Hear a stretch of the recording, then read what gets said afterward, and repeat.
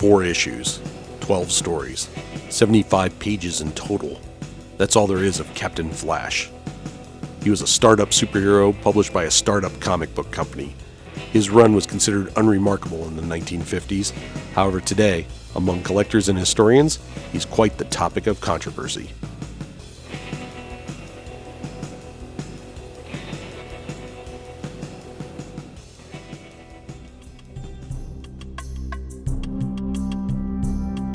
Captain Flash is a mystery. Little is known about the good captain who would begin his 4-issue run in late 1954. There is so little known about the character, it's hard to know where to even begin. I can't even tell you for certain who created him. So let me tell you what is known. Once upon a time, there was a comic book distributor called Leader News. They were struggling. Their bread and butter had been EC Comics, but EC was under attack for their violent and adult themes.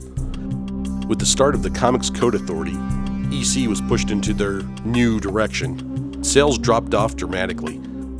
Leader News encouraged many connected people in the comic book industry to start up new lines. They needed new product to push. They promised huge rewards to anyone who could help them rebound.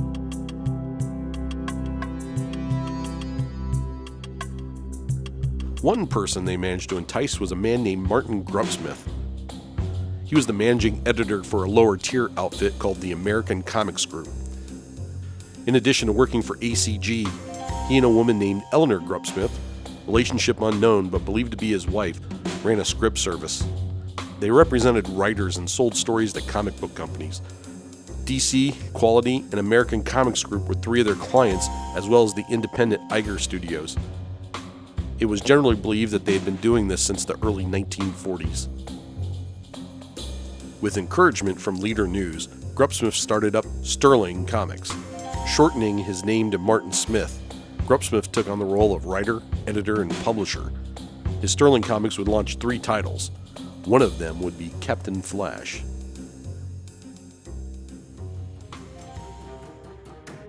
Unfortunately, the story behind Captain Flash is lost to time.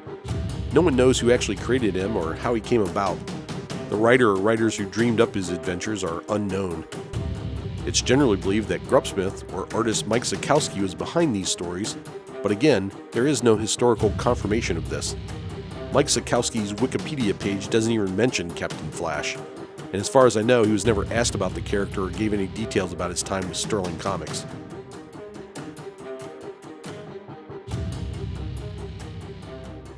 The short saga of Captain Flash begins in the lab of Professor Keith Spencer. Spencer is exposed to radioactive cobalt when an experiment goes astray in his Atom City laboratory. Instead of being killed, Spencer finds that his body has been saturated with radiation. He goes home to, quote, put things in order. At home, he discovers that instead of dying, he actually has super strength and lightning-quick reflexes. After some scientific investigation, he discovers that his superpowers peak when he claps his hands. Standing out in his backyard, he yells out that he will use these powers against evil. His backyard banter is overheard by Ricky, who was a visitor in his laboratory when Spencer was exposed to the cobalt. Ricky takes on the role of kid sidekick and joins Cap on his adventures. The duo will go on to fight costume villains, dinosaurs, giant robot spiders, and alien invaders. Captain Flash was an atomic age hero, a radioactive man, and just perhaps the first superhero to make this claim. Again, we don't know who wrote these stories, but all 12 of the Captain Flash stories were drawn by the incredibly skilled Mike Sakowski. Sakowski got his start in the early 1940s at Timely Comics, drawing superheroes like Captain America and the Human Torch. As the comic book industry changed, he found himself drawing horror, war, and romance books. His drawing evolved over time, and by the mid-1950s, Sakowski had developed a unique, dynamic style all his own.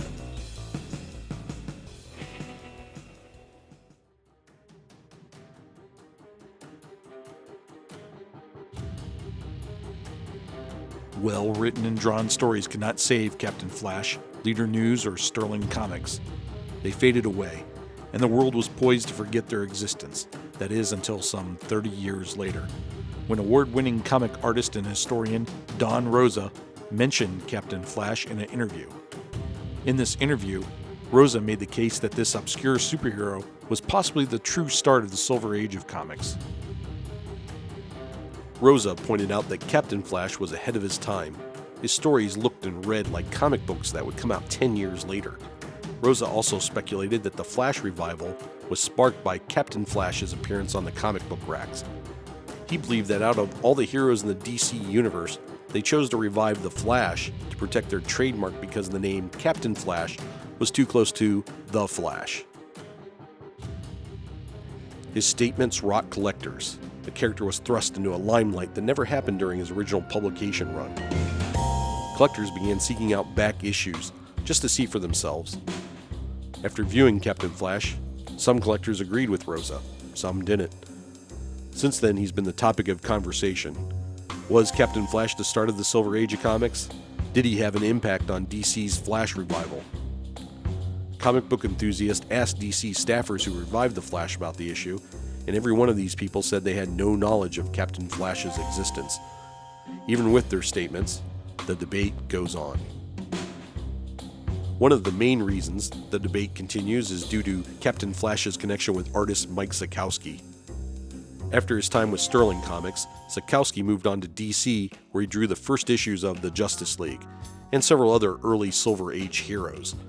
His style influenced the entire look of DC Comics in the 1960s, and this has become the main argument of the pro-Captain Flash crowd. Sakowski was one of the top artists of his day. His artwork inspired many artists, and not just those working in comics. Noted pop artist Roy Lichtenstein came into prominence in the world of modern art with a series of paintings based on comic book panels. Sakowski was one of his favorite artists to copy.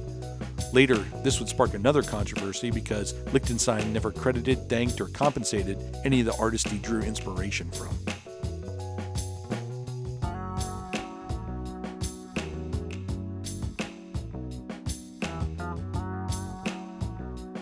The last story in the fourth issue of Captain Flash urges readers to watch for the next issue. However, there would never be a next issue.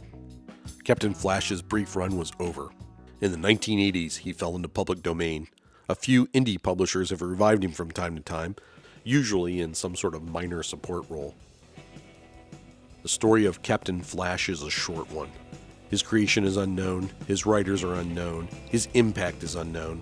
His 12 stories ask more questions than they answer. He is a mystery, a character who appeared years ahead of his time. He is an oddity that doesn't belong, and that's the reason why he's a true lost hero of the Golden Age.